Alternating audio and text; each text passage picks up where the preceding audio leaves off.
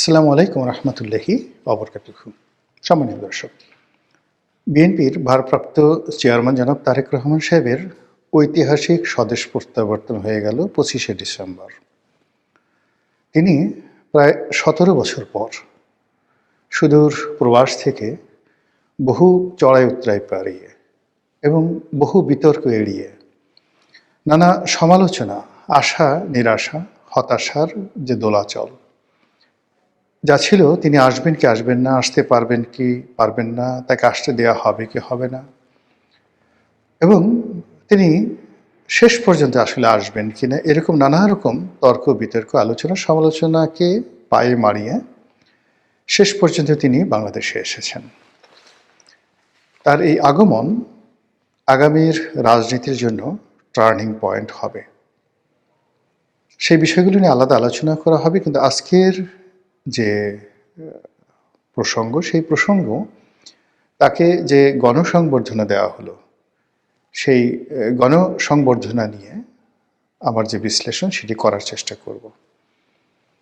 আপনারা সবাই যেটি খবরের মাধ্যমে জানেন যে তিনি লন্ডন থেকে এসেছেন। তার স্ত্রী, তার সন্তান, একমাত্র সন্তান জাইমা রহমান তার সঙ্গে আসছেন। আর পত্রপত্রিকা আরেকটি খবর এসেছে, সেটি হলো তাদের যে প্রিয় পোষা বিড়াল রয়েছে জেবু। তো জেবুর জন্য পাসপোর্ট হয়েছে, ভিসা হয়েছে এবং জেবুও বাংলাদেশে এসেছে। এটা ডেইলি স্টার, প্রথম আলো থেকে শুরু করে এমনকি বিবিসি, তো সকল গণমাধ্যম, সেটা দুষ্টমি করে হোক কিংবা ইন্টেলেকচুয়ালি যেটিকে বলা হয় করাপশন, ডিসঅনেস্ট, সে কারণেই হোক, জেবুর বাংলাদেশে আগমন এই বিষয়টিকে সকল গণমাধ্যম লাইমলাইটে নিয়ে এসেছে। এটি নিয়ে প্রচুর আলোচনা হচ্ছে, তর্ক হচ্ছে, বিতর্ক হচ্ছে, যা আগামী দিনে বিএনপি রাজনীতির জন্য অনেকটা বুমেরাং হয়ে পড়বে। যেটা বলছিলাম যে তিনি এলেন, তারপর সেখান থেকে তিনি যে পূর্বাচল ৩০০ ফিট, বিখ্যাত ৩০০ ফিট যে নান্দনিক, আমাদের একটা আইকনিক ওয়ার্ক, যেটিকে বলা হয় আমাদের সাউথ ইস্ট এশিয়া, দক্ষিণ পূর্ব Asia one of the public masterpiece, মানে সরকার ক্ষমতায় থেকে যে সকল কর্মকাণ্ড দক্ষিণ পূর্ব এশিয়াতে গত ১০০ বছরে আইকনিক ল্যান্ডমার্ক যে কাজগুলো করেছে বিভিন্ন সরকার, তার মধ্যে এই পূর্বাচলের ৩০০ ফিটের যে সড়কটি, এই সড়কটি বিগত সরকার আমলের একটি মেগা প্রজেক্ট।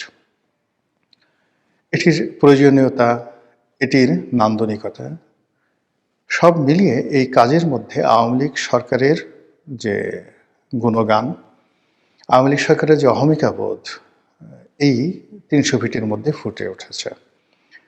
এবং এই ৩০০ ফিটের দুপাশে দুটো লেক করার জন্য সাবেক প্রধানমন্ত্রী শেখ হাসিনা যে জিদ করেছিলেন, পরবর্তীতে এখানে আরও বেশ কয়েকটা আন্ডারপাস, ওভারপাস করার জন্য যেভাবে পুরো প্রকল্পকে আবার নতুন করে ঢেলে সাজাতে হয়েছে এবং প্রচুর অর্থ ব্যয় করা হয়েছে, যেটি দক্ষিণ পূর্ব এশিয়াতে অন্য কোনো দেশে সম্ভব নয়।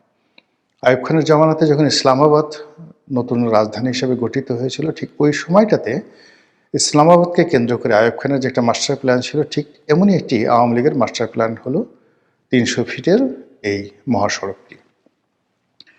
তো এই ৩০০ ফিটের মহাসড়কে জনাব তারেক রহমান সাহেবের যে অভিষেক সংবর্ধনা হলো, ফলে এটা নিয়ে আওয়ামী লীগের যারা লোকজন তারা টিপ্পনি কাটার চেষ্টা করছেন যে তিনি এয়ারপোর্ট থেকে নামার পর যে নান্দনিক এয়ারপোর্ট দেখেছেন, নতুন এয়ারপোর্ট, ওভারপাস দেখেছেন, আন্ডারপাস দেখেছেন, এক্সপ্রেসওয়ে দেখেছেন, এবং এক্সপ্রেসওয়ে দেখে তিনি যখন ৩০০ ফিটে এসেছেন, নিজের অজান্তে তাকে শুধু বারবার শেখ হাসিনার কথা, সাবেক সরকারের কথা স্মরণ করতে হয়েছে। তো তাকে এই যে একটা মানসিক চাপের মধ্যে আগামী দিনের রাষ্ট্রনায়ক বা প্রধানমন্ত্রী হিসেবে তার সামনে যে টার্গেট ধরিয়ে দেওয়া হলো যে আগামী দিনে তাকে এরকম আরও বেশ কয়েকটি ৩০০ ফিট রাস্তা করে শেখ হাসিনার জমানাকে অতিক্রম করতে হবে, এই কথা বলে আওয়ামী লীগের লোকজন নানাভাবে টিটকারি এবং টিপ্পনি কাটার চেষ্টা করেছে। দ্বিতীয়ত, যে এই অনুষ্ঠানে ১ কোটি লোকের সমাবেশ, ঘটানোর জন্য বিএনপি চেষ্টা করেছে। এর মধ্যে ঢাকার বাইরে থেকে ৫০ লাখ আর ঢাকা শহরের ৫০ লাখ, মোট ১ কোটি লোক। তো সেই ১ কোটি লোক কোথায় থাকবে? এয়ারপোর্ট থেকে ৩০০ ফিট পর্যন্ত, ৩০০ ফিট থেকে একেবারে সেই যত দূর দৃষ্টি যায়। এখন সকল টেলিভিশনগুলো, সামাজিক মাধ্যমগুলো বিভিন্নভাবে মানে দূরবর্তী ড্রোন থেকে তারা ছবি তোলার চেষ্টা করছে। যদিও সভাস্থলের ড্রোন উড্ডয়ন করে নিষিদ্ধ ছিল, এবং সবাই দেখানোর চেষ্টা করেছে যে বাংলাদেশে এইরকম জনসমাবেশ কখনো কোনো কালে হয়নি।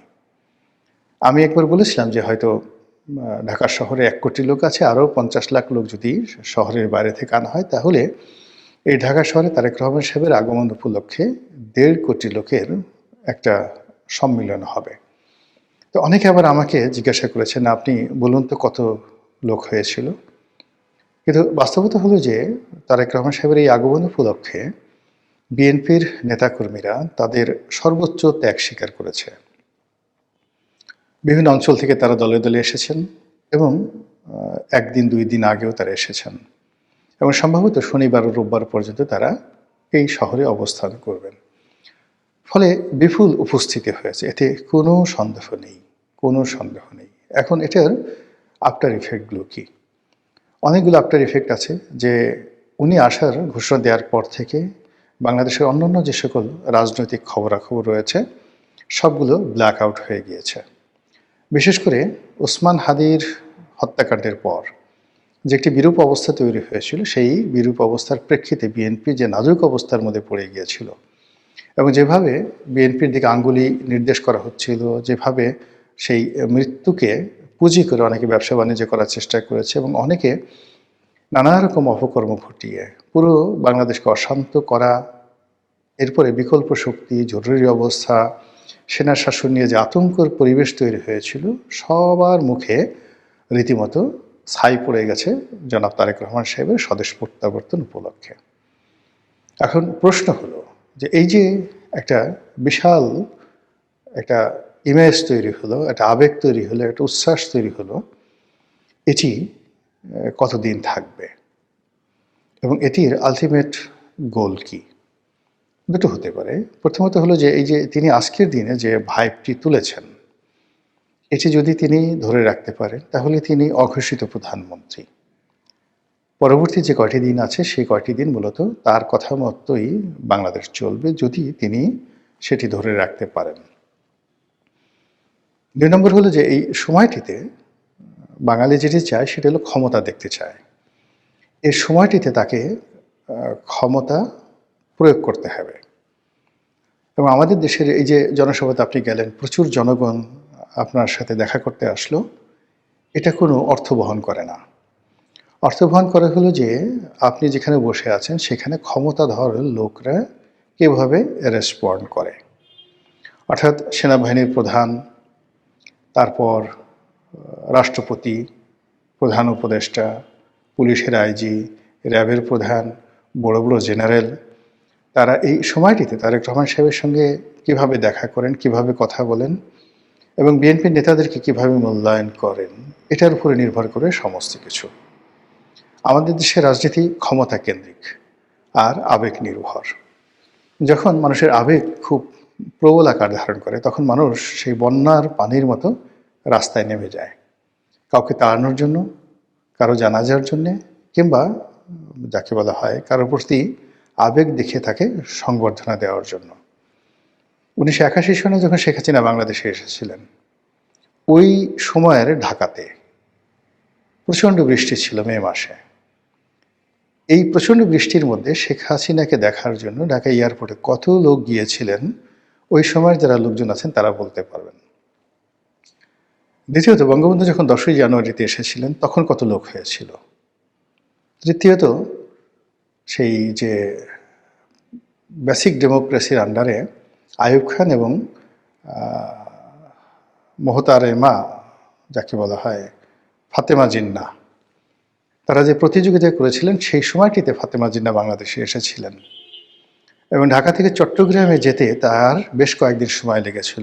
এত বড় জনসমাবেশ বাংলাদেশে ইতিপূর্বে আর কখনো হয়নি এবং পরবর্তীতে হয়নি। এটিকে বলা হয়, আজকের যদি জনসমাবেশ ধরেন কিংবা হাদির জানাজাতে লোকের উপস্থিতি বলেন, তাহলে তার সঙ্গে যদি আপনি সেই ৭.৫ কোটি বাঙালির বাংলাদেশে ফাতেমা জিন্নাহকে দেখার জন্য যত লোক এসেছিল, অনেক অনেক বেশি লোক এসেছিল।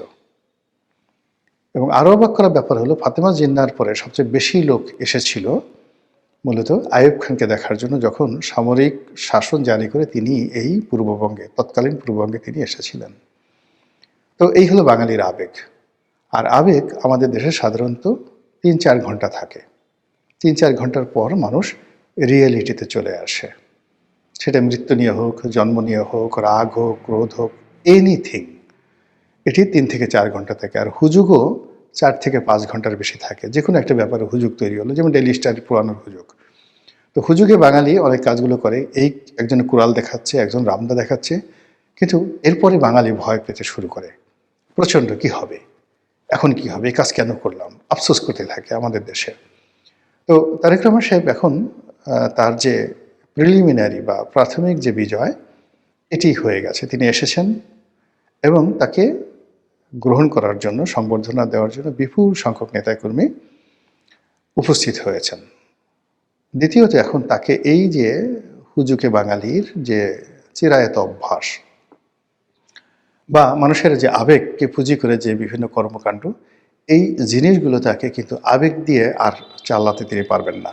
তার ব্যাপারে মানুষের আবেগ সেই ২৫ তারিখের মধ্যেই শেষ হয়ে গেছে। ২৬ তারিখ থেকে তাকে দেখাতে হবে ক্ষমতা, তাকে দেখাতে হবে শৃঙ্খলা, তাকে দেখাতে হবে ব্যতিক্রমধর্মী কোনো কিছু, এবং কোনো কথাবার্তা বলার চেয়ে অ্যাকশনটাই হলো তার জন্য সবচেয়ে বড় এই মুহূর্তে পুঁজি।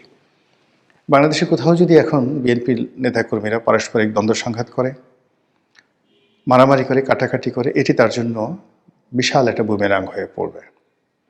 কোনো একটা জায়গাতে যদি প্রশাসন, সেটা সেনাবাহিনী হোক বা অন্য যা কিছু হোক, তারা যদি বিএনপি নেতাকর্মীদেরকে পাত্তা না দেয়, ধাক্কা দেয়, যেমন দেখা গেল যে আজকে ২৫ তারিখে উনি যেদিন আসছিলেন, সেই দিন এয়ারপোর্ট রোডে অতি উৎসাহী কিছু নেতাকর্মীদেরকে সেনাবাহিনী লাঠিচার্জ করছে দুপুরের দিকে। এই দৃশ্যটাও ভাইরাল হয়ে গেছে। তো এটা যদি শনিবারে হয়, রোববারে হয়, কিংবা আগামী ১৫ দিন পরে হয় কোনো একটা জায়গাতে, এবং সেখানে যদি তারেক রহমান সাহেব কোনো ক্ষমতা প্রয়োগ করতে না পারেন, লোকজন আর তাকে ভয় পাবে না, লোকজন আর তার প্রতি আকর্ষণ অনুভব করবে না, আর তার কাছে এসে লোকজন নিরাপদ পাবে না। তৃতীয়ত যেটা আছে সেটি হলো যে এই সময়টিতে তিনি যদি তার ইমেজ রক্ষা করার জন্য, মানুষের আবেগ সৃষ্টি করার জন্য নানা রকম চমকপ্রদ কাজকর্ম করার চেষ্টা করেন, এগুলো তার জন্য এই নির্বাচনের এই মুহূর্তে বুমেরাং হবে।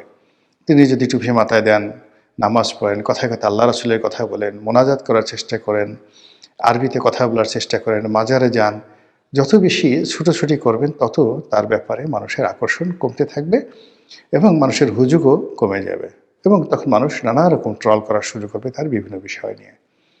তিনি যেহেতু ১৭ বছর পর বাংলাদেশে আসছেন, বাংলাদেশের তার যে খাবার দাবার, এই খাবার দাবার খেয়ে এই পরিবেশে তাকে স্যুট করতে অ্যাটলিস্ট ১ সপ্তাহ সময় লাগবে।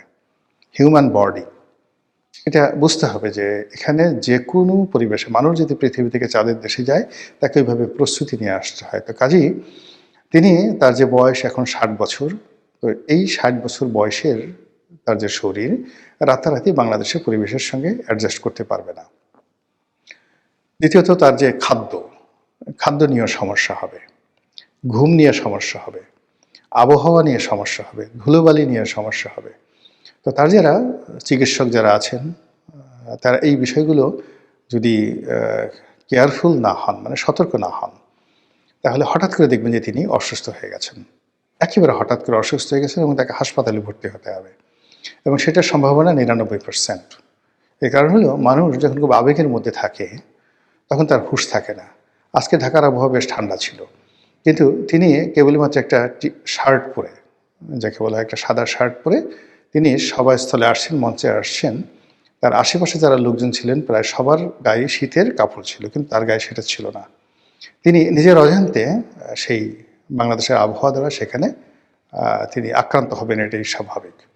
তো কাজেই এই বিষয়গুলো নিয়ে যখন তিনি সামাল দিতে পারবেন না প্রকৃতি এবং পরিবেশকে, তখন দেখা গেল যে একদিনের জন্য যদি তার সর্দি হয়, জ্বর হয়, হাসপাতালে যেতে হয়, মুহূর্তের মধ্যে বাঙালি ভয় পেয়ে যাবে। তারা এই জিনিসগুলো মানে কেয়ার করবে না। তারা মনে করবে যে তার নিঃসন্দেহে কোনো সমস্যা হয়েছে, সাইকোলজিক্যাল প্রবলেম হয়েছে ইত্যাদি। এরপর হলো দলের যারা সিনিয়র নেতৃবৃন্দ রয়েছেন, তার সঙ্গে তার যে সম্পর্ক, সেই সম্পর্কটি এই সময়টিতে যতটা বেশি কেয়ারফুল হতে হবে, ততই বেশি তিনি ভালো করতে পারবেন। অন্যদিকে তাকে কেন্দ্র করে যে তরুণ তুর্কি, বিশেষ করে যাদের বয়স 40-এর নিচে বা 50-এর নিচে যাদের বয়স, তারা এই সময়টিতে যদি ক্ষমতা দেখায় এবং তার সঙ্গে খুব ঘন ঘন যাতায়াত করে এবং সেটি যদি তিনি অ্যালাউ করেন, অনুমতি দেন, তাহলে তার দলের মধ্যে কিন্তু ভাঙন সৃষ্টি হবে। বোঝার চেষ্টা করুন যে এই যে দলে 70 ঊর্ধ্ব যে সকল নেতৃবৃন্দ রয়েছেন, তাদের মান, সম্মান, মর্যাদা এগুলো যেন তারেক রহমান সাহেবকে লক্ষ্য করতে হবে। এখন দেখা গেল যে লন্ডনে তিনি যাদের সঙ্গে চলতেন, যাদের সঙ্গে কথাবার্তা বলতেন, তাদের সঙ্গে তিনি ঘন্টার পর ঘন্টা যদি আলাপ আলোচনা করেন এবং তারা কোনো রকম বিনা অনুমতি ছাড়া দিদারসে সেখানে ঢুকে যাচ্ছে, কথাবার্তা বলছে, এটা যারা সিনিয়র নেতৃবৃন্দ রয়েছেন, অভিজাত রয়েছেন, এলিট রয়েছেন, তাদের জন্য মারাত্মক একটা সাইকোলজিক্যাল প্রবলেম তৈরি করবে। তো এই বিষয়গুলো আগামী 4-5 দিনের মধ্যেই সেটেল হয়ে যাবে যে তিনি আসলে বাংলাদেশের মতো এই যে 2025 সনের যে পরিবেশ পরিস্থিতি, রাজনীতির যে অবস্ট্রাগলগুলো রয়েছে, এগুলো তিনি আসলে প্র্যাকটিক্যালি, এর আগে যেটা করেছেন থিওরিটিক্যালি, এখন প্র্যাকটিক্যালি তিনি সেই জিনিসগুলো কীভাবে সমাধান করেন এবং সেই সমাধানে যদি তিনি চমক তৈরি করতে পারেন, তাহলে চারিদিকে প্রশংসায় তিনি ভাসবেন। আর তাকে কেন্দ্র করে এক ধরনের নস্টালজিয়া তৈরি হয়ে যাবে, তাকে কেন্দ্র করে মানুষের মোহ বাড়তে থাকবে এবং এইভাবে তিনি অঘোষিত প্রধানমন্ত্রী রূপে নির্বাচনের বৈতরণী পার হতে পারবেন। কিন্তু উইদিন 7 ডেজের মধ্যে যদি তিনি অসুস্থ হয়ে পড়েন, তার দলের মধ্যে যদি সিনিয়র এবং জুনিয়রদের মধ্যে দ্বন্দ্ব সংঘাত হয়, তার দলের মধ্যে যদি কে ভাইয়ার খুব কাছে, কে ভাবির খুব কাছে, কে বেগম জিয়ার লোক, কে এতদিন ভাইয়ের সঙ্গে খাতির রাখেনি, এই বিষয়গুলো যদি একটি শব্দ উচ্চারিত হয় বিএনপির যে কোনো অফিসে, সেটা পল্টন অফিস হোক, চেয়ারপারসনের অফিস হোক, কিংবা তারেক রহমান সাহেবের নিজের অফিস হোক, এটি দলের জন্য সর্বনাশ ডেকে নিয়ে আসবে এবং হুজুগে বাঙালির হুজুগ মুহূর্তের মধ্যে বন্ধ হয়ে যাবে। এবং যারা উৎপেতে আছেন তারেক রহমান সাহেবের ব্যর্থতা দেখার জন্য, তারা ওই সময়টিকে ম্যাটিকুলাসলি এত চমৎকারভাবে কাজে লাগাবেন যে বিএনপি দম ফেলার সুযোগ পাবে না। মহান আল্লাহ আমাদের সবাইকে হেদায়েত দান করুন এবং হেফাজত করুন। আসসালামু আলাইকুম ওয়া রাহমাতুল্লাহি ওয়া বারাকাতুহু।